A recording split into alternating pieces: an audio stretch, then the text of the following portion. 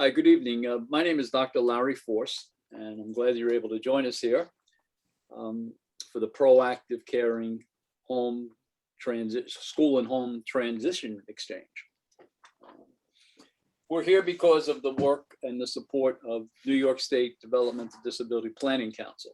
They've been tremendous partners and supporters of this effort. Started off as a 3-year project.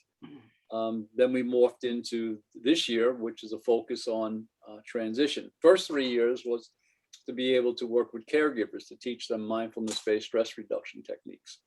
Now we're talking about transitions, and we're in discussions about moving it even further down the line. I'm a professor of psychology at Mount St. Mary College, and I run a Center on Aging and Disability Policy with my dear friend and colleague, Dr. Jeff Kahana. We started the project, we had the opportunity to apply for a grant. The first thing I did was I reached out to my longtime friend, Elaine Sproat, who's a former executive director of the Alzheimer's Association. And she came in and has taken the project lead and has done a wonderful job in weaving all of these things together. We're moving through the state. We're doing small focus groups the first year. Second year, we're doing train the trainer. We partnered with our friends up in Buffalo, Parent Network of Western New York, Teresa Drum and Sue Barlow and Dr. Mindy Scary. And then COVID hit, and we had all this content information and we didn't know how to get it out. And we pivoted. And Lisa Nathan, parent advocate and a meditator, and Peggy Pisano, a school psychologist and advocate. They had joined the grant before. We sat down and we talked and we said, let's do this. So we started out with a mailing list of around 400, and now we have a mailing list of around 4,000. We know that this is working. We've developed a wonderful relationship with a National Disability Organization, policy organization, lobbying group in Washington called Access. They have about 1,200 members, agency members. Dr. Kahana and I have been on 2 of their broadcasts, and we've been asked to present at their national conference in Florida next month. So along the way, we've made a lot of friends and a lot of connections. And we feel really good about what we've been able to accomplish. Tonight, we have a very special guest joining us, and I'm a big believer, and it's all about connections. And through Lisa Nathan, Joyce Hawk, who was a senior family and community educator in the Community Support Network at the Family and Community Engagement Center, acronym FACE, has joined us. FACE is a program of the New York State Education Department and the Office of Special Ed. And Joyce will provide a transition and planning and services overview. And really the overarching theme is what schools are required to do to help students prepare for life after high school. It's going to be in 2 parts. Tonight it's going to be 1 part, and then we're going to pick up the conversation in 2 weeks, and Joyce is going to be joining us again. So with that, I'm not even sure if Joyce knew that. I mean, she's like, wow, you're muted now. Transition is a huge topic, so there's always more stuff to talk about, but we'll see how much we get through tonight, because there is a lot of information, and if we don't cover it all, we'll just come back and do the next part. No Beautiful. problem. When I talked to our colleague down in Washington, Kate McSweeney, who's the vice president for Access, and we started to talk about transitions, she said the exact same thing. It is such a wide and huge, and it means so many different things to so many different people, depending upon where you are in the lifespan. So with that, I'd like to introduce and welcome Joyce. And Joyce, you have access to PowerPoint. Yep. And then Lisa and Peggy are going to join in, and then we open it up for questions. So please. All righty. So Larry already kind of described who I am, but I am from Westchester Institute for Human Development. So our organization has a lot of different programs. I'm from the Community Support Network, and we're really the Hudson Valley's resource center for individuals with disabilities and their families, and also the professionals who support them. So we do have lots of resources that we provide to families. We offer free training. We give direct services and consultation to families. So when families have questions, in this case about transition planning, they can call us and we can send them resources and kind of walk them through the process. So our Family and Community Engagement Center really works with a bunch of partners to really improve outcomes for students with disabilities and to better support schools in working with families and families themselves. So this is kind of how I like to start off some of my conversations with families around transition. What's one wish, hope, or dream that you have for your child's future? And ask them just to think about that for 1 second. What is a dream that you might have for your child or for some young adult that you might know? And so some of the responses, in the past have been pretty typical things, right? I wish there was a job that my child would really enjoy doing. I hope my child lives a long, healthy life and has lots of friends. I hope my child lives in a home of their own. But a lot of times families just say, I want my child to be happy, right? But these are all dreams. We have to start dreaming about the future. And so to make our dreams come true, it takes some planning, right? So transition planning is really incrementally preparing students with disabilities to live, to learn, and to work in their communities after high school by providing them with career and life skills, knowledge, and different kinds of experiences. And so the important thing to remember about transition planning is that it's a process. It's not a one-time event, right? And it requires a partnership among the school, the student, the family, and then other agencies who will be providing services when school ends so that we can help students move from that familiar setting, which is school, to adult life, right? So we need some planning to make our dreams come true. And I kind of thought about this a while back, but we think about, we got family, we got school, we work, and now we're talking about planning for future. And it can really feel like a circus, right? And you really have to have like a juggling act going on. So it kind of gave me this circus theme so that you'll start to see. And I'm like, yeah, a lot of transition planning really does kind of relate to a circus theme, right? Raising a child with a disability can be very overwhelming. The special education process is really complex, including transition planning. And then emotions can be really strong during times of transition and change. Think about it, every time your child goes from, when they first started preschool perhaps, or when they transition from elementary school to middle school, and then middle school to high school. And now we're talking from high school to adulthood. There's a lot going on, and you really have to start to juggle a lot of things. And so it can be a little bit overwhelming. And we do want to remember that when we talk about future planning, that parents are also in transition, right? And I like the little image here of getting shot out of a cannon. That's what it feels like sometimes, like ready, set, here we go. Here's the future coming at you, right? So parents must confront the reality that their children are growing up and becoming young adults who really do have choices to make, and that they should have an active role in making decisions about their future. And that even means if we allowing them to make mistakes, right? Because we learn by mistakes. So if we do planning, that can result in less stress for our families, and it can really improve the outcomes for students and really the overall quality of life for not only the young adult, but the family as well. So planning is super important.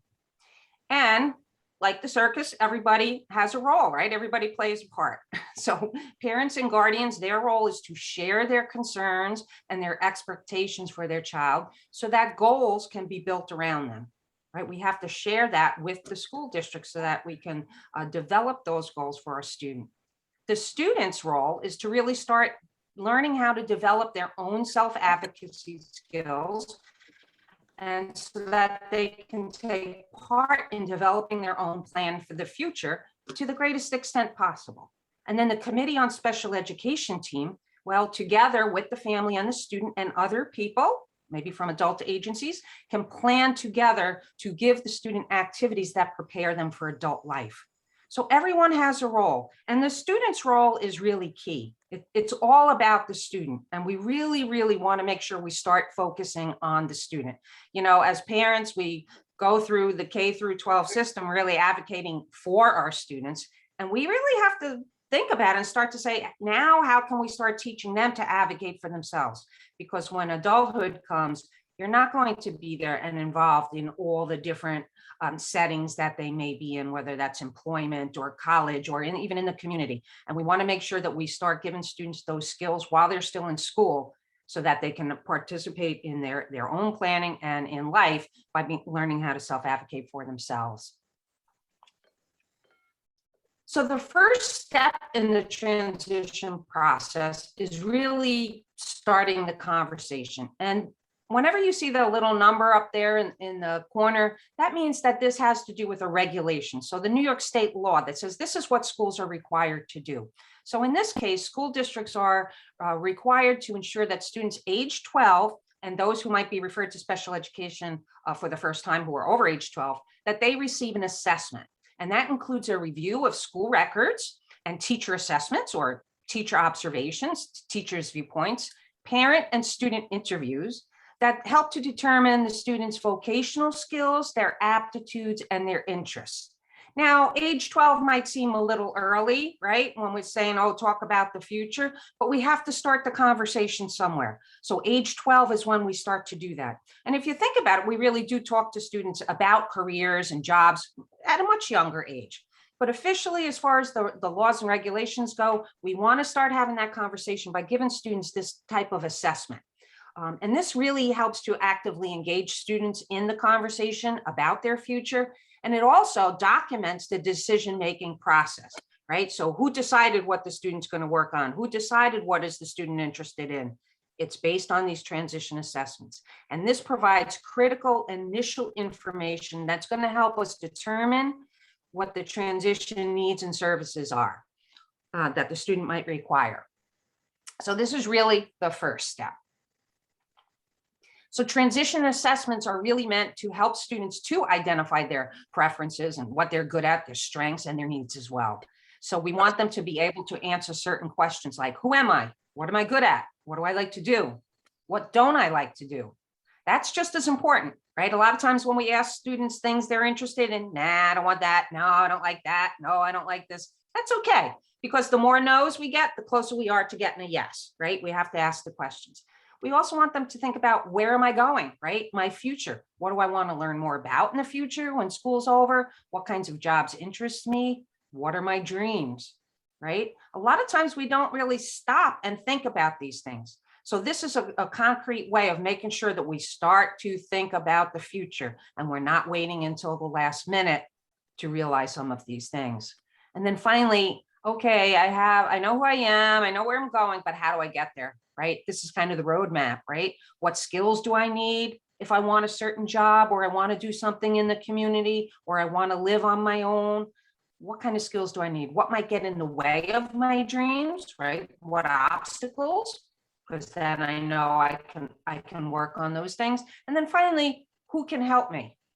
Right? And so these are all really important components of transition planning. All of these aspects is what we really need to look at. And we want the viewpoints from different perspectives. So yes, we definitely want this from the student. And there's no right or wrong answers, right? It's whatever the student's thinking. And we want to expose the student to certain experiences so that as they get older, these questions become easier. But we also want input from parents, right? Because your dream for your child's future may be something different. And then we also want input from teachers, right? Because they see the student in school. You don't see the student in school. So they may be seeing strengths that you're not aware of, right? So we want a kind of a well-rounded perspective when it comes to identifying what the student's strengths and preferences are, and also their needs. So of course, there are students who just can't answer those questions, right? Students communicate in different ways. So students who might have more significant disabilities, we're not going to be able to just sit down and do an assessment with. So there are some alternate considerations. You as a parent would be thinking, what makes your child happy? And how do you know that? What motivates your child? What does your child dislike or fear? What types of choices does your child currently make? And how are they made? And then what are some of your child's favorite things? The reason why these questions are so important is because when your child leaves school, they're going to be working with and receiving supports and services from a whole new set of people who don't know them at all, right? And the sooner that we can really get to know the student, the better. We don't want to be searching and searching for years and years before we finally understand the student or know what makes them tick, right? Or know what they like, know what they fear. Because someone who doesn't know the child may think that, fidgeting means they're getting upset, when in reality, it could mean they're really happy, right? So these are the important things to share with your school team, and you as parents are the expert on your children, and you know these things, right? They don't necessarily know these things from seeing the child in school. So when we talk about transition planning, there are certain transition components in the IEP that show up at age 15. And I want you to know that the IEP is the transition plan. It's not a separate plan that's attached to the IEP. The whole IEP becomes the transition plan. So at age 15, students are required to have recommendations for special education programs and services and transition activities that are coordinated, right, amongst a bunch of different people, and will reasonably enable their students to meet their long-term goals for the future and their annual goals. And this is required by law, right? So it's not optional. Schools are required to do transition planning, right, and provide transition services. So it's really important that you realize that, because I get a lot of questions from families and they say, I didn't get my kid's transition plan. The IEP is the plan. Every aspect of the IEP is as it relates to transition when the student turns age 15. So in the IEP, the first section that you'll see is the present levels of performance and individual needs. And the law for this is that those students whose IEP is in effect when they're age 15 will have their plans updated annually, and the IEP will contain certain information. So under the present levels of performance, there's a statement of the student's needs, and that takes into account the student's strengths, their preferences, and their interests as they relate to the transition to post-school life. So how are we going to know that? Well, because we've done transition assessments with them at age 12, right?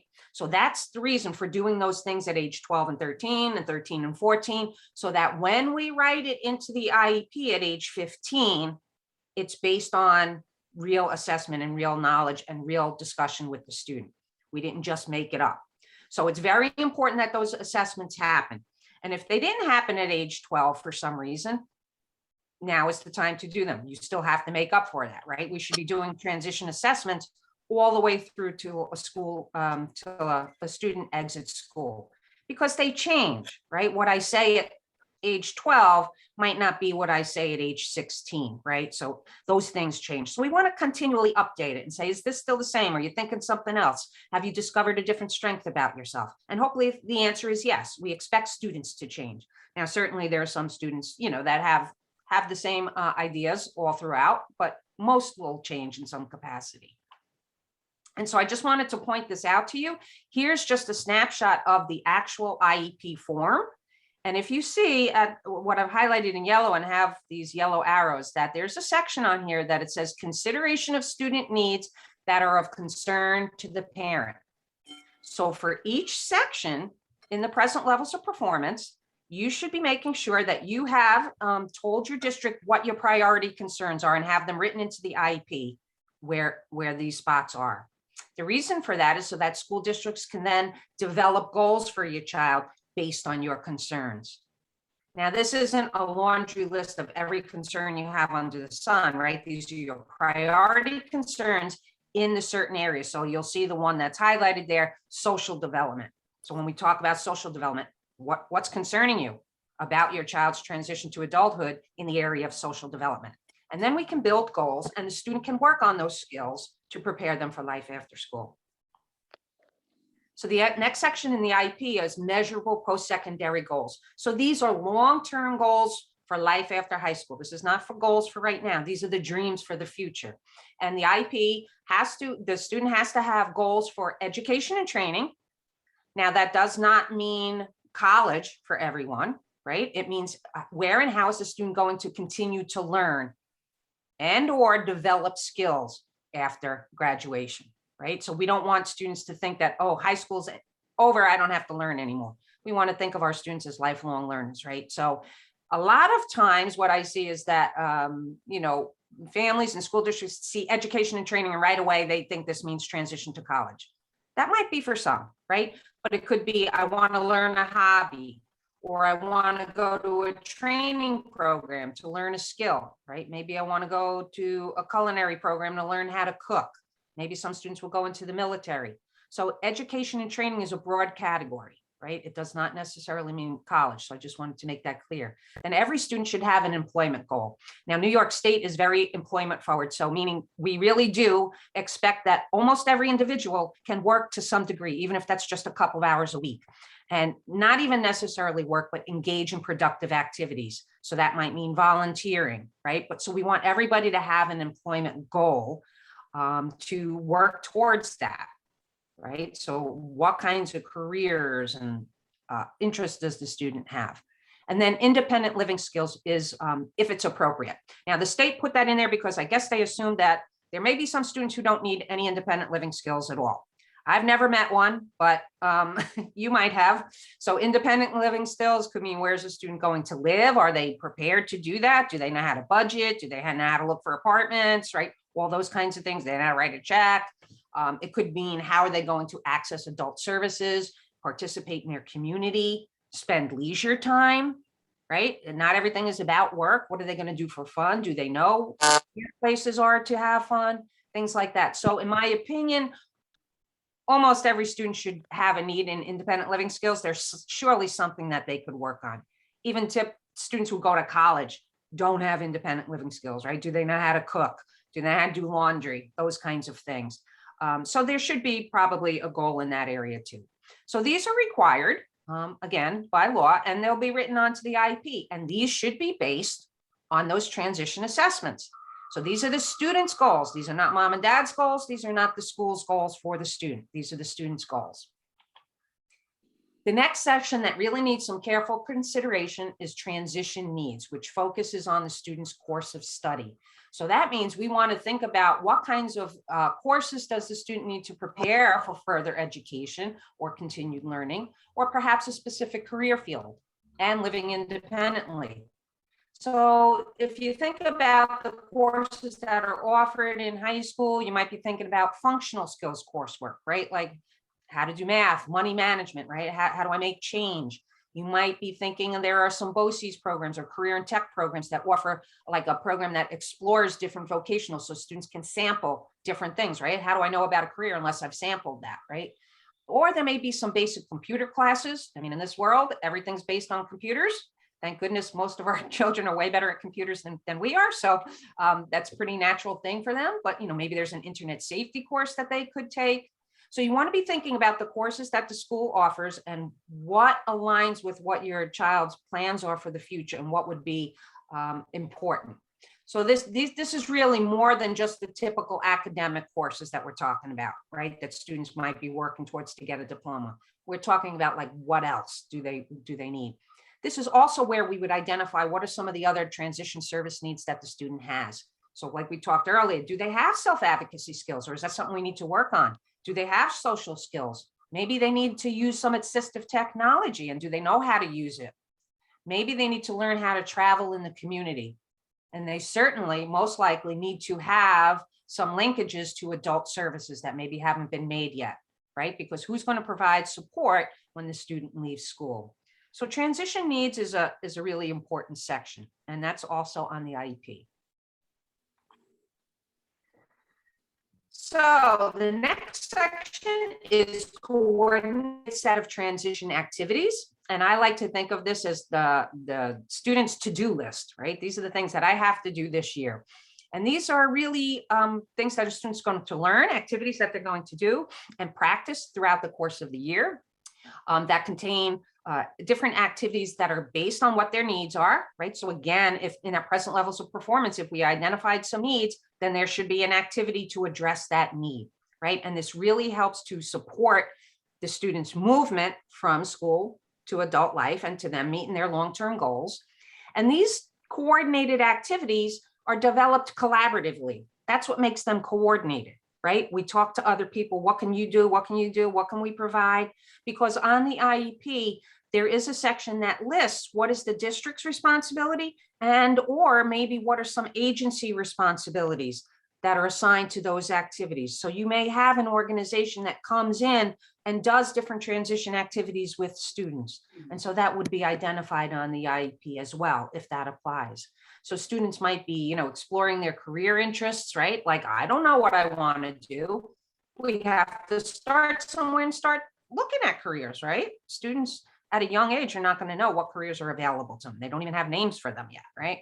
And they might develop their skills, right? So if I want to get a job, do I have work skills? And what are those work skills? And what do I need to improve?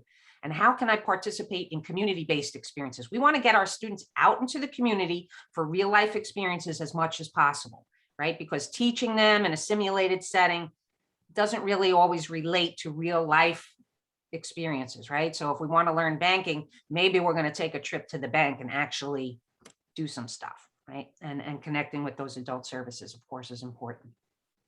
Sometimes students, as part of their transition activities, will take trips to these organizations to see what they have to offer, right? So maybe they have programs and it doesn't mean anything to the student until they start to see it, right? And then they start to say, yeah, that might be something I'd like to do, right? So sometimes field trips could be a coordinated set of transition activities. So there are transition activities that are for students if they're appropriate.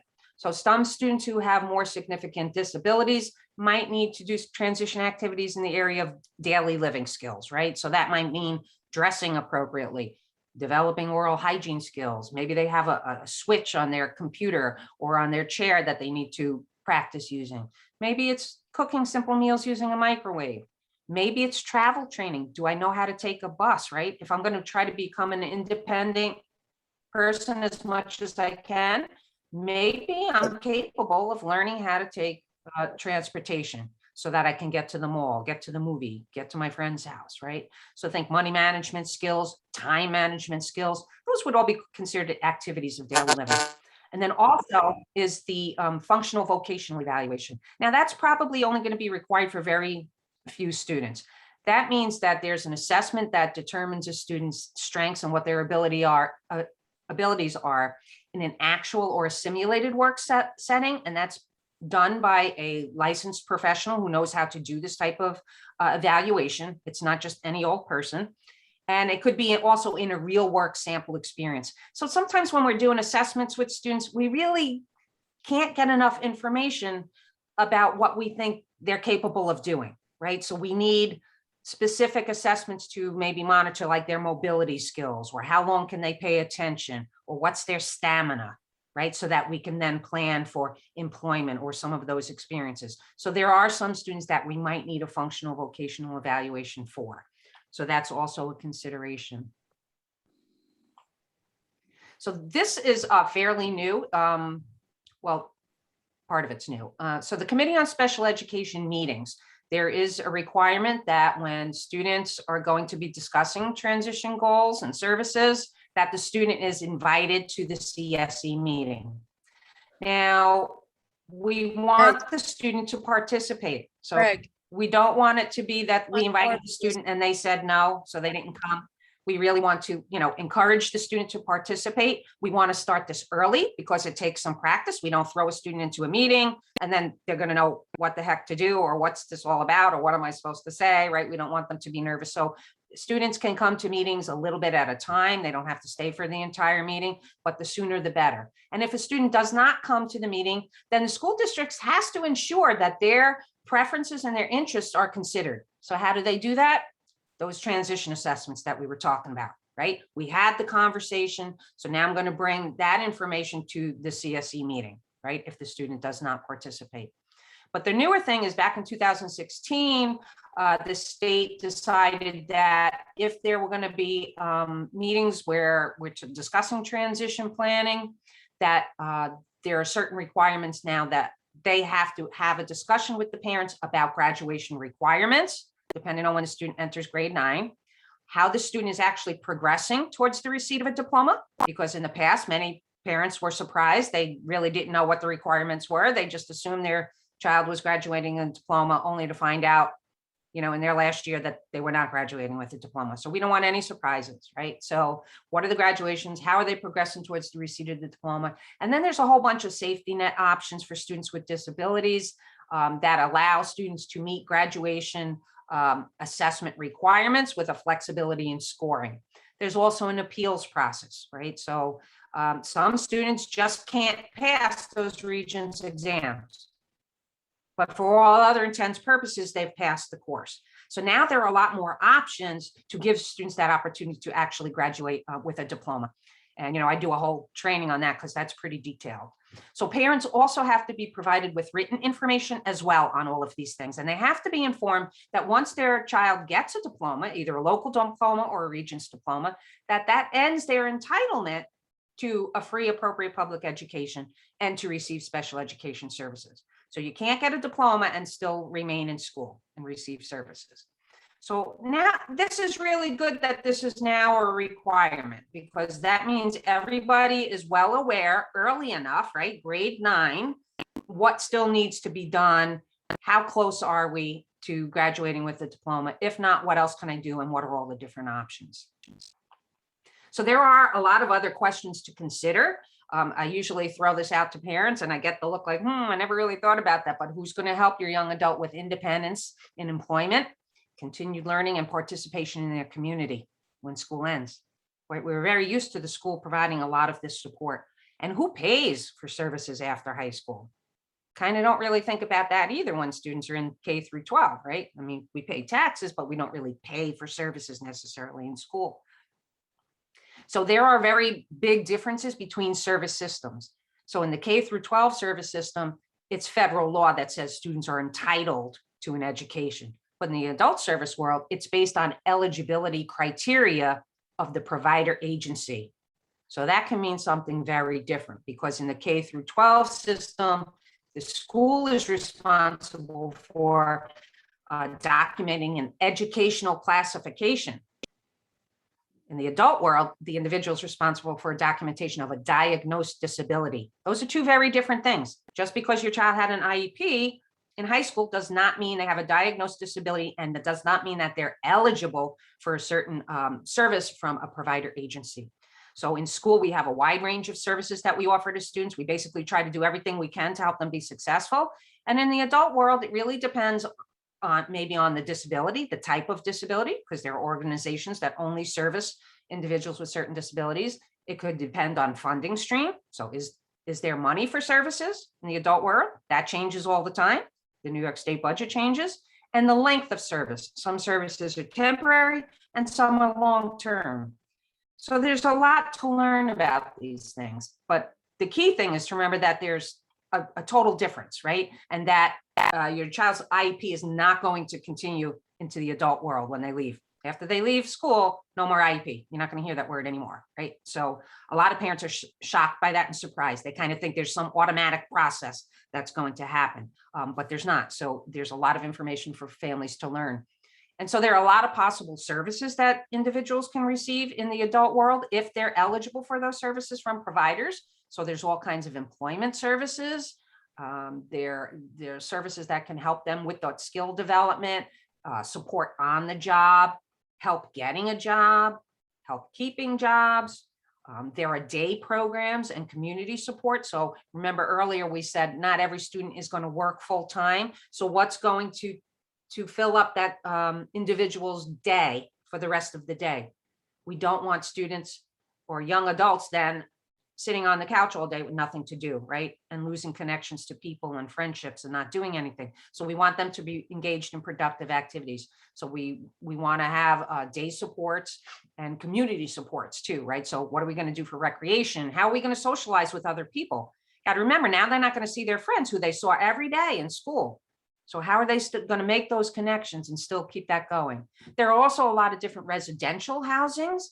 I know parents will often say to me, oh, my child's going to live home with me forever. I'm going to have to take care of them forever. And I tell you what, young adults have a different idea in their heads. They want to live on their own, get their own apartment, live with other people, just like typical adults, right? So we want to open our minds to thinking about that and thinking about the possibilities that exist, because these different housing options offer different levels of support, right? And so we want to start exploring that, right? The same could be reversed. The parents could want their child to live on their own, and the student may say, oh no, I'm never leaving home, because they don't know any better, right? They haven't seen other residences. They don't realize, oh, this is what, young people do. And there's all kinds of ways that individuals can be successful in living in housing and residential situations away from home. And then there are also inclusive college programs, which I'm sure this group has probably heard about, that now students with intellectual and developmental disabilities have program options at colleges as well.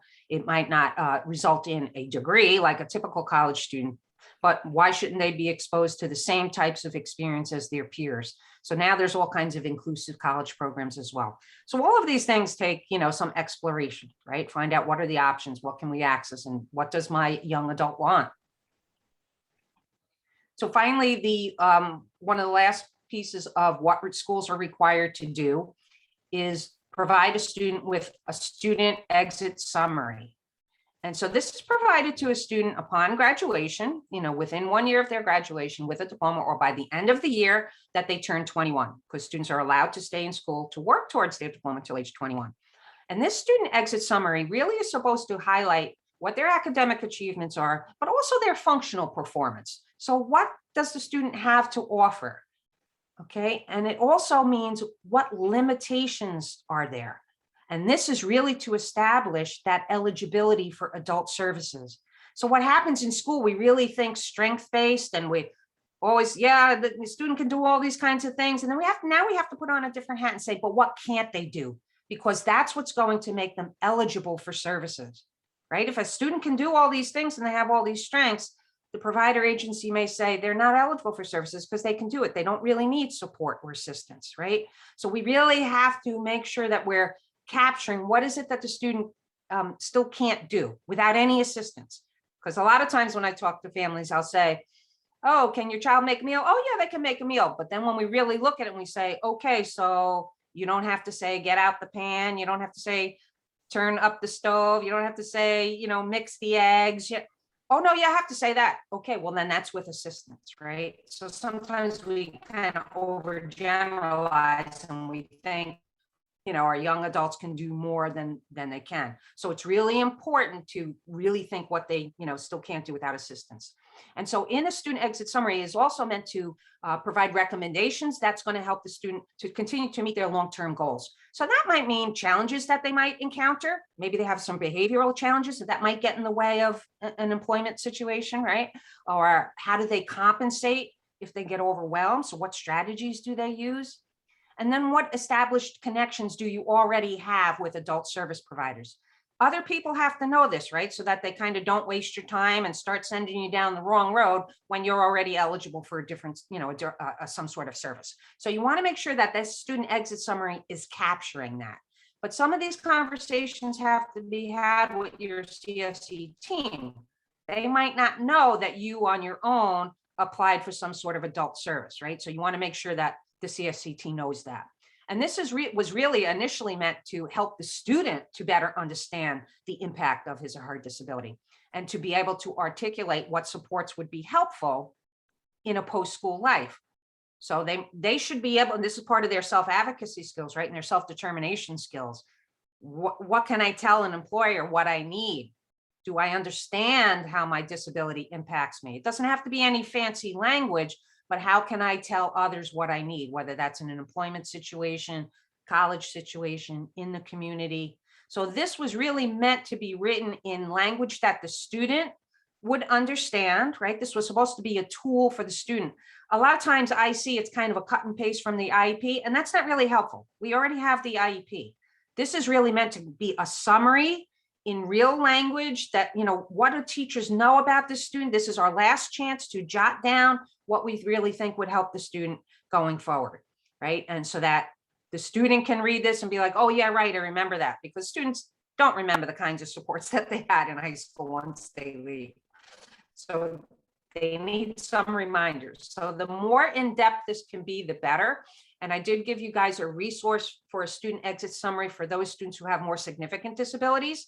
And you'll really see all the different areas that it can capture information on. And this student exit summary can really be used for a planning tool throughout the students' K through 12 education as well. It's really a good planning tool. So take a peek at that. All right, so you think, am I done yet? No, there's more hoops I got to jump through, right? So now you got to think about legal considerations, right? So who's going to make medical decisions when, you know, your young adult turns age 18, right? Because then they're considered an adult. Where's your young adult going to live when he or she can no longer live with you? Who's going to make those decisions?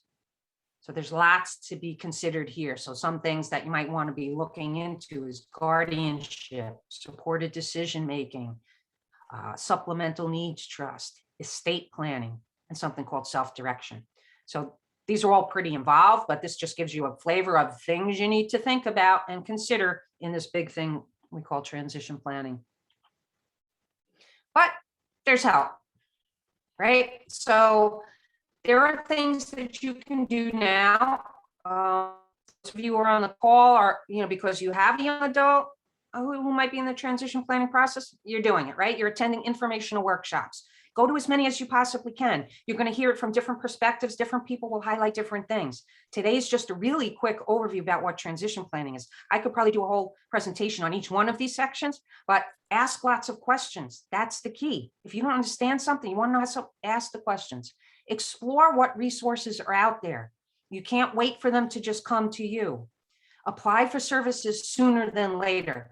A lot of times families kind of don't think about this, and then we're scrambling at the last minute to find out about all this. And there are, you know, long waiting lists. Things take time. There's a lot of documentation that you have to gather. So the sooner the better that you can apply for those services. And you might be able to benefit from those services now rather than waiting, right? Look for natural supports. So not only for your young adult, right? So who in the community is not a paid provider, right? It could be friends, it could be relatives, it could be the neighbor, right? Those are natural supports, people who could support them in natural ways. And, you know, us as adults, families, family members and parents, what are your natural supports? Who can you rely on?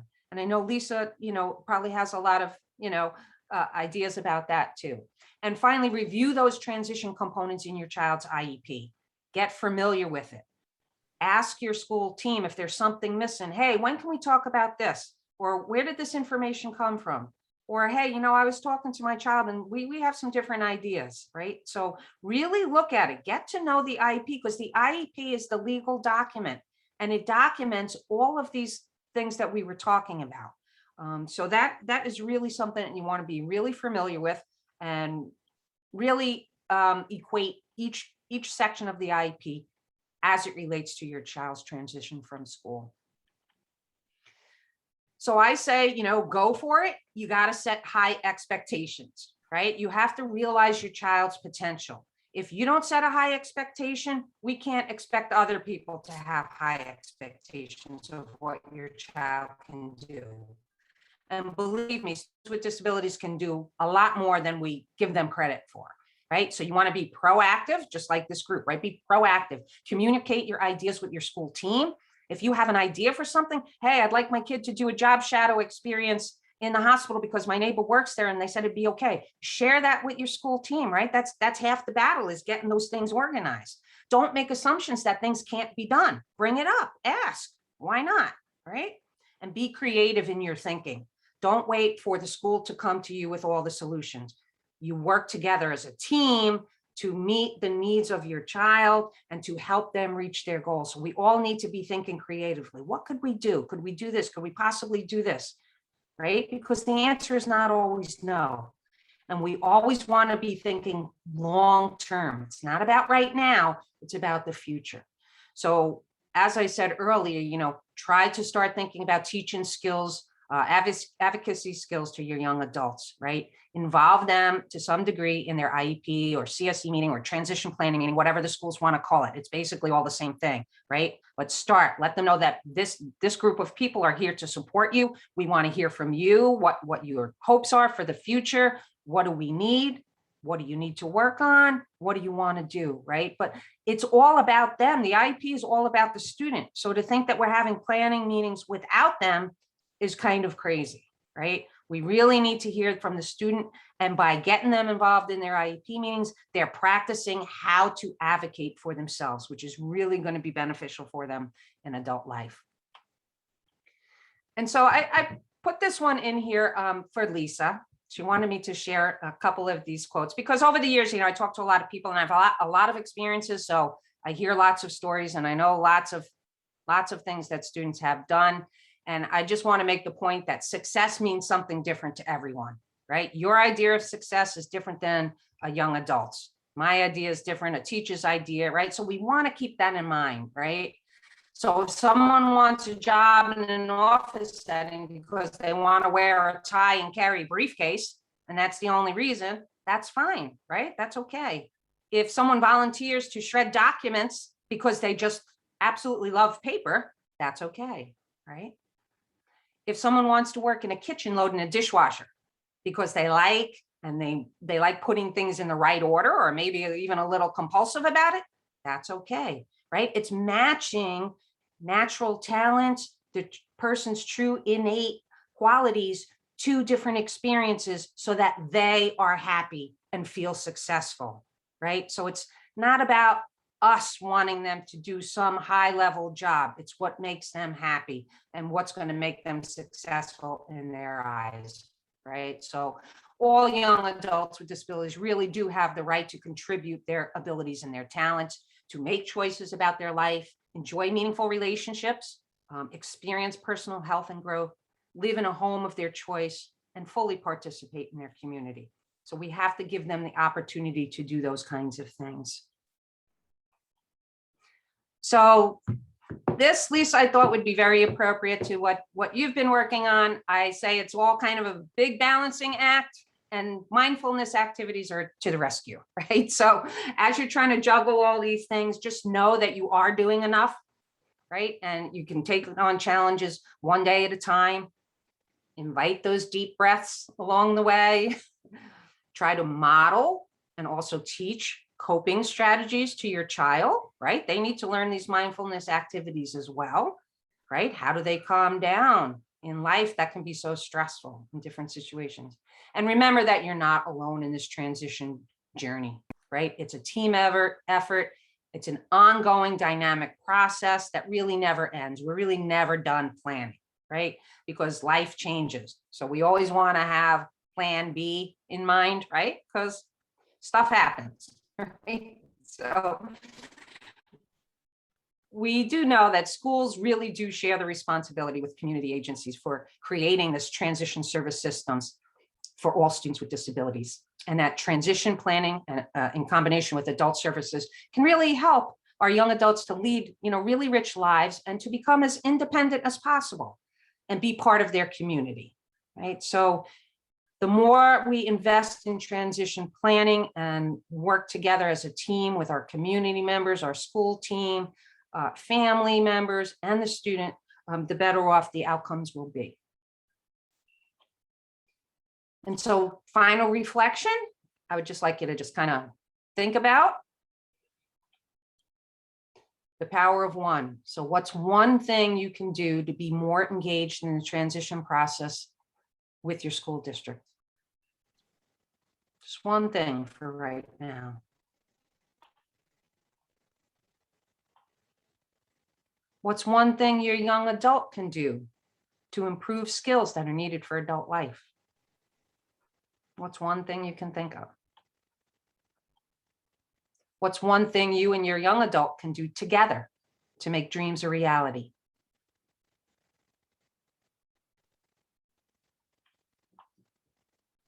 And what's the one thing that you will focus on next?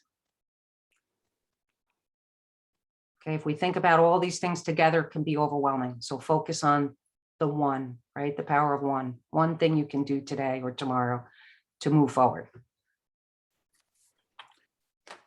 So that's it for me. My favorite little quote, and I'm not really sure who said it, but I've held on to it for many years, is planned transitions are smooth transitions.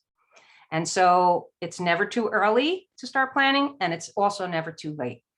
And so here's my contact information. And I did provide the link at the bottom if you want to know when my organization does provide these free trainings on all different kinds of topics. You can certainly check out our calendar of events. Joyce, can I just say this to you? Outstanding. Oh, good. Really, really I'll outstanding. stop sharing now so we can see everybody's. Okay, outstanding. And I think, there's a couple of takeaways, there's definitely multiple takeaways. One thing that I walk away with is, the natural support. You're not alone. Even beyond the school experience for your child, the advocate, the parent, the caregiver, you're not alone, because there are resources that are out there. And that's very important. So what I'd like to do is I'd like to open this up just for a quick comment from Peggy, looking at it, because the interesting thing is, Joyce, Peggy and Lisa typically have sat in the same room, even though they didn't know each other was there. And what I mean by that is that, their professional and parent paths have not crossed, but there's Peg sitting on one side of the table as the school psychologist, being member of a committee on special ed. And here's Lisa comes in fully prepared as a parent advocate. And the one thing that has evolved from this is a unified voice from the two of them. So what I ask at this point, if Peg, if you could give a quick comment, and then Lisa, if you could give a quick comment, and then we'll open it up for some quick exchange of questions. And then Lisa, what I really would like you to do is I'd like to go back to what Joyce said about that one breath at a time, because there are parents that are listening to this right now that are saying, this is wonderful, but this is so overwhelming.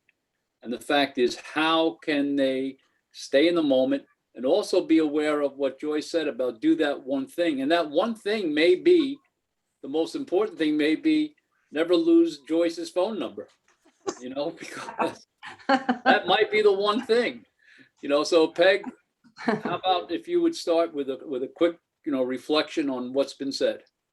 Well, I appreciate everything that you said, Joyce. And I think that in conjunction with what we heard last week from Brian, I think the message for me was that schools and parents have to be in a partnership. And as a parent with a child with a disability, you really do have to know where your child's headed, what the rights are that you have as a parent, and certainly what the school district's responsibilities are, and that it's not an adversarial kind of situation. It's, something about your child that the school doesn't know, and the school may know something about your child that you don't know. And so that if everybody works together, it has a better end result for the child, and that the direction is always forward moving. And I think that was key in everything that you said tonight, because, transition, we've started with transition just to and from school and to and from activities and so on. And now we're at this almost culminating point of transitions.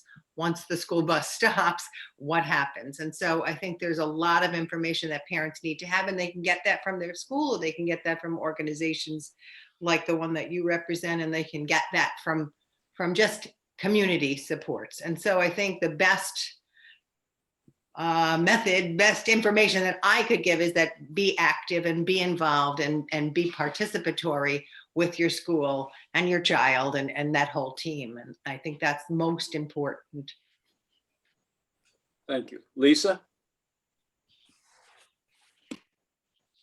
Hey, well, Joyce, once again, just your knowledge is it's just spectacular. I mean, I'm so grateful you were here and did this. And it was like, I already saved your document in my file. So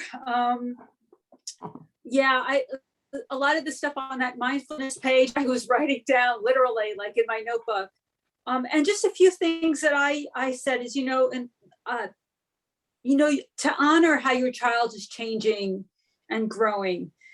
And, part of transition is letting go, like you said, and sometimes it's letting go of our expectations and to just be more present in your child and how they're moving forward. And sometimes that pace changes. I know with Gabriel, I used to say that he moves at a glacial pace. Sometimes he would just move so slow, it wouldn't even look like he was moving, but he was moving forward. And then a jump, and then we reach that plateau again. So, you know, to try to be in the moment and just honor it. This is the way it is right now, even though my expectations might be different.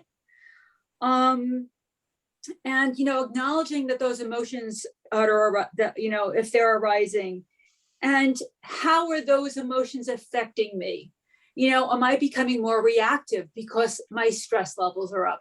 Am I having trouble sleeping because I can't stop my mind at night with everything going on because it's overwhelming? And acknowledge that we ourselves have limitations, and that's okay. If we're at a point where we just don't know how to move forward, acknowledge it and say, you know what, maybe this is where I need to reach out for help.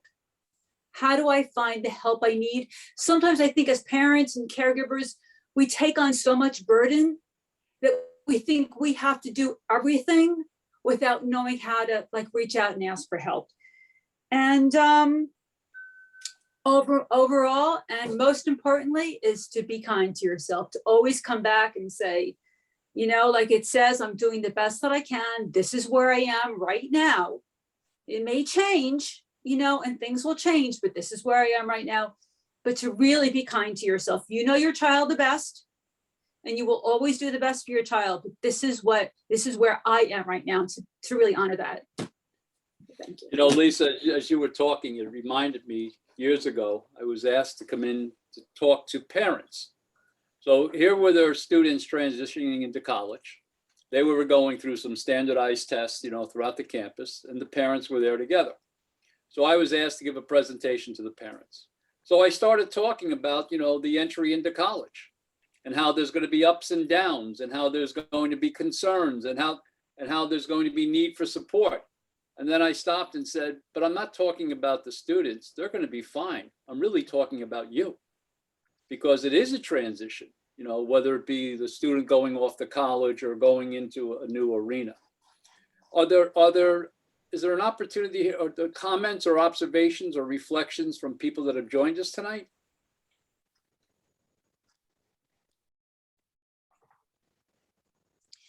I think you might be muted. Yeah, I am. I just wanted to share something. I don't know how relevant it is, but at one part of the presentation that really struck me was that not to have too high expectations for your child, but as a person with a head injury and as a high functioning person, sometimes the higher functioning you are, the more support you need, because in order to maintain that level of functionality, you need support. And I think people that are high functioning are often overlooked because of the fact that they are high functioning. So it's, you know, that really resonated with me about, you know, having realistic expectations, but I just want to share that. That's a very powerful insight, you know, because of the fact that, you know, there's stereotypes within the stereotypes. And you would think that, you know, the stereotype would be, oh, they're more independent. But the reason they're more independent is because they have received all the support that they've received. Thank you, Clifford. Ben, you had a question or comment? You have to just, I think you might be muted, are you? Can you hear me now? Yes. Okay, sorry about that. Okay, so my children are already out of school, but I always go back to try to learn what do I miss during that time. I know, you know, this all the transition plan. I have lots of good meeting, but we're still missing a lot of things. One thing I know that is just like Dr. Force said, the parents self are overwhelming. You know, we did not have the autism or something ourselves. We don't know what our future, our children's future looks like. When you give us all the options, you know, the day rehab, you know, the job training, something, for us, everything is a new life for us. Okay, so the parents overwhelming is a big factor during the process. Now, because lots of the concern, the students, the individual, they probably cannot express themselves. So for us, for parents, probably the one is know them most. Okay, we should have the very powerful role to speak out for them. Now, the thing is, I experienced during that time is that we still have very limited opportunity for the parents to get educated. Okay, because if parents get educated, I can suggesting from my side of view, because I living with my child 24/7. I living with him for all time. I know what is limitation. So I probably will get the best, idea working together with all teachers there. Okay, so I heard Joyce said a planned transition is a success strategy. But if in order to plan, the educated parents is probably one of the most important part. But I think will really missing lots of part. Even for this wonderful one, this is probably the best transition lecture I have heard. I have listened many of them. Okay, but this is the best. But look at the parents join. Probably only less than 20 people. This is a very terrible thing. So what I'm suggesting, Joyce, is maybe I can do some help, or maybe I can translate to Chinese, so we can have like more parents have a chance to learn that one. So I know that some of parents have limitation, but at least we can have more by this chance. We can spread the great idea out there and let the parents get educated before even their children starting all the process, right? Yes, That's, yes. listen, that's a wonderful idea and a wonderful point that you're making here. And I'd ask that a couple things. When we started to pivot to a virtual platform, we were aware of the fact that even when we started the program, we started with 6 weeks of a stress reduction program for parents, only to find out early on that by providing 6 weeks consecutively of stress reduction, it was creating more stress for parents trying to get there. So the fact is, what we did was we did 3 weeks online and 3 weeks platform. Same thing here. We were under no illusion from the beginning when we started. Usually, I think our start was Wednesday at 10 a.m., that parents would have the time to arrive and join us. So that's why we tape this and then we send it out through our mailing list. So we know that more people are getting access to it than are actually present on this. But your point is well taken. And I think the real connection for you would be, and I know Elaine would have no problem with this, that you would connect with Elaine and she can help facilitate the connection with Joyce and Lisa and Peggy, because that's a wonderful statement you've made there. Yeah, so because I know personally on the meeting, a couple of the parents joined because I post on it. But you can notice that by certain time they have to access meeting because they are moms. Because I know that time is their children going to have dinner, they have to cook. Their children have the schoolwork, they have to go jump there, and the children have to go to bed. So for these parents, they have a limited chance to even get into, even they know English better, right? So sometimes we listen to that one, we're writing something they can reading at other time, we can in their language. So it at least help some of them. I know this is in New York City, we got lots of different language, different background of there, right? So we're gonna help. We can help to spread this great idea, great experience out to let everybody, more and more people know that. That's wonderful. And the thing that you need to know as well is that this video is not only sent out through our mailing list, but with a link, but it's up on our digital resource center, our website, and it's also on YouTube. So this is very good. Joyce, Yes. and thank you so much. Joyce, any quick summary comments? Because I know people do have to leave at this point.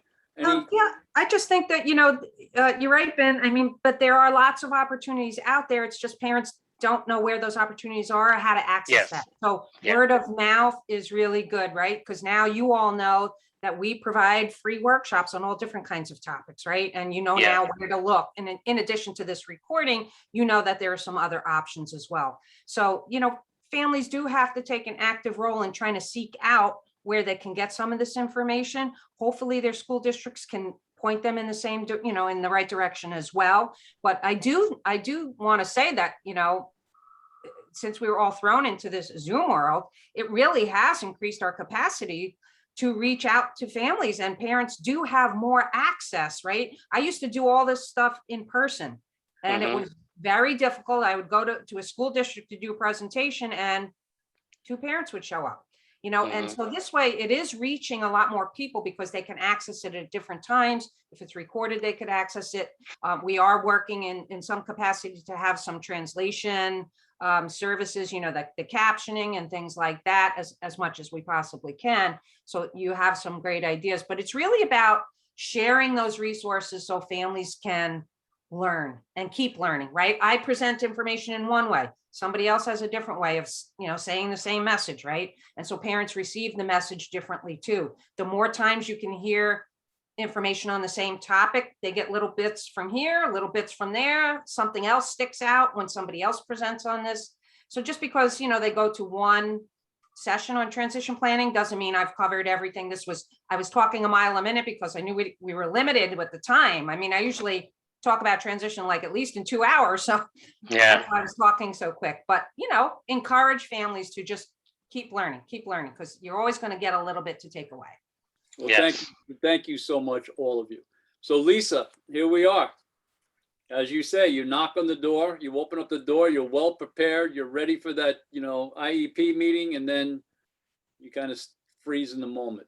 And one of the things right, that well- the trademark for Lisa is being able to give us an example of what this mindfulness exercise could really look like. All right, so just, you know, briefly, what I was inspired by, as we sit here, I just close my eyes, just to become present in my body. Take a nice deep breath through my nose. Exhale through my mouth. And we know by extending our exhale, we become more relaxed. But what I'd really like to bring in is the power of one breath, and also to bring in the power of the love that we have for our child, that one breath and the love. So when we take our breath in, let's think of it expanding and going into our hearts. And keeping in mind really the love we have for our child. And that's really what's driving us, what's motivating us. And that's what we're keeping together, and to never, ever forget that. So as you take that breath, think about bringing it into your heart,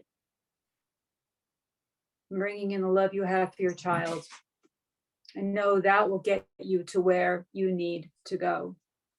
All right.